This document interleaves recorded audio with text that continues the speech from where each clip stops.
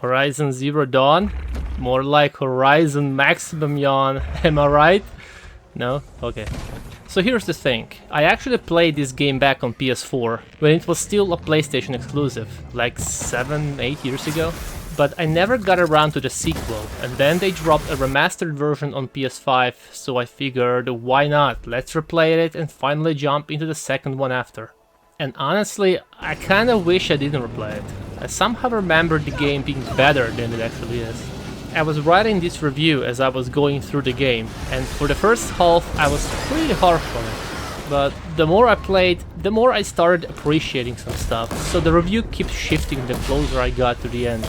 It's still not a total flip though, we'll see why in a bit, but let's start with the beginning of the story first. I don't want to dive straight into the stuff I didn't like and scaring you off before you even give it a shot. So, Horizon, lots of yawns, am I right? Okay, I'll stop. Zero Dawn is a post-apocalyptic open-world game where robotic machines that look like dinosaurs just roam the earth. We're playing as a girl named Aloy! And Ross here is her foster father. Turns out they're both outcasts.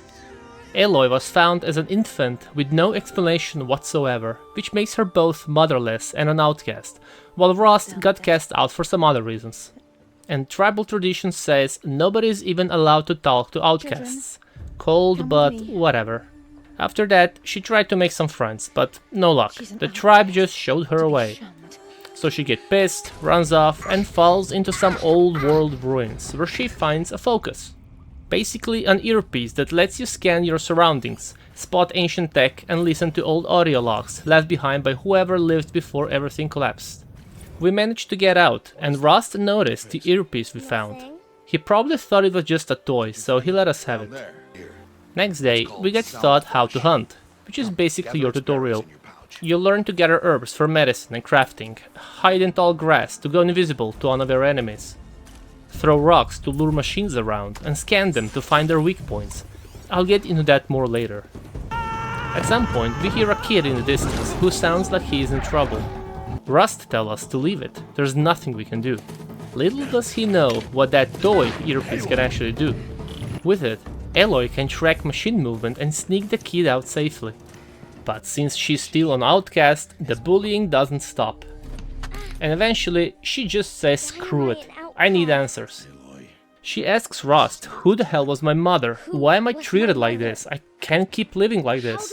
And Rust tells her that there is a way. Something called the Proving, a tribal rite of passage. Win it, and the matriarch grants you basically whatever you ask for, which is exactly what Aloy needs, answers. So she trains hard year after year until she's finally old enough to enter the Proving. And now that she's older, she can start an OnlyFans and let Sims fund her whole life while she rounds up with some random chat. Fucking Sims. Anyway, that's basically where the actual game begins. Okay, I'm gonna stop talking about the story now and shift my focus. Get it? Because her earpiece is called focus? No? Okay. So you know, shitting on a game. Alright, I'll just say it straight up. This game is definitely overrated. It's not a masterpiece by any stretch, but it's also not bad. It's just fine. Just fine. Maybe this playthrough I focused a bit more on the stuff that bugged me, but you generally cannot not notice that this game runs on the exact same formula the entire time. You got your towers. Okay, well, not towers, they're called tall necks here, but same idea. They reveal the map when you climb them. Okay, to be fair, they do look pretty cool, since you can't just climb from the ground up. You gotta find a taller cliff to jump onto them first, so there's at least a little variety there. Then you get bandit camps you can clear out, which basically just means hopping from one patch of grass to another, luring guys one by one, stealth killing them. Then corrupted zones with corrupted machines you gotta clean up, same deal, lure them or just go full aggressive. Now, in a game like this, the story really should carry a lot of weight, because it's a fairly long open world experience. And don't get me wrong, the main story itself is decent, it's interesting, it's got a solid foundation, all that. But it's buried under a mountain of side quests that exist purely to pad out the runtime and mostly have nothing to do with the main plot. And I mean almost nothing, I'm not gonna spoil anything there. Side quests are supposed to keep you at the edge of the seat, thinking about the bigger story, making you want to finish them all, just so you'll learn a little more about how the world ended up like this. Instead, I'm out here tracking down some random fat bearded Indian guy who lost his alcohol and can't go back home to his wife without it. I wonder why. Hello dear ma'am, can you please find some bottles of alcohol for me? I will give you free gift cards in return. And on top of that, they're painfully predictable. And no, it's not just because this is my second playthrough. I remember feeling the exact same way the first time around too. Oh no, my daughter went missing. Well, better go check it out. Oh look, surprise, she's pinned down by the machines. The soldiers haven't reported back. Please find out what happened. Sure, let me just follow this convenient trail of blood. Gee, I wonder where it leads. More machines, shocking. Since it's an open world game, you will think exploring will be a highlight. But in the first zone, you can literally just buy maps that shows you where most collectibles are. So there's zero incentive to actually explore anything. You just drop a pin and go. It kinda kills the whole, oh, what's over there feeling. Because you look at some cool spot in a distance and then you just check the map and there's absolutely nothing there. It will be way more fun if they hit some caves with loot to pull you off the main path here and there, but nothing. Okay, calm down, Sickzee. Enough thrashing it. Let's talk about what's actually good. I have to say, the game looks and runs really well. And the best part is, it looks great even in the performance mode. And I didn't get a single lag spike the entire time. Everything runs buttery smooth. I guess faces do look kinda plastic? And apparently Aloy has some facial hair going on in certain lighting. But the environments themselves are gorgeous. During the day the nature is genuinely beautiful. You don't even mind running from one point to another, at least early on. At night everything feels calmer, more atmospheric. And you can actually spot machines from further away because of how the lighting works. Snowy areas will literally frost up your armor. In the desert you'll see sand blowing around. I love little touches like that. You can even watch shadows slowly shift when the sun moves behind the tower. Aloy gets visibly cold in colder regions and all sweaty in humid ones. Her armpits will get sweaty as well, and don't you dare say come on Sickzee, what the hell is wrong with you, okay? Don't act like you didn't check that out as well. I'm not a pervert. That's literally why they added a photo mode. Why else would it be there? To take pictures of scenery? Go outside then. Soundtrack is great too, but what actually impressed me was the sound design in the machines, especially the bigger ones. And they're not all the same, like there's a solid variety, each with their own moves and drops. Exploring old ruins is generally cool because you slowly piece together the history of what happened. You can also dive into cauldrons, basically factories where machines get built and released into the wild. And in each one you unlock the ability to override a new machine time, meaning it fights for you. Early game that's mostly just for faster travel, and yeah, you can kick other machines while riding one, which is a nice touch.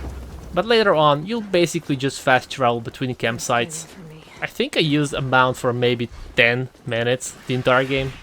Honestly, the game really starts clicking once you're up against bigger, stronger machines that force you to actually use traps and different weapon types instead of just spamming a bow the whole time. I mean, sure, you can beat the game if it's just a bow, but where's the fun in that?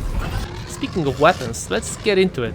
So you got a spear with two attack types, heavy attack that knocks down smaller machines, or lighter, faster attack with less damage.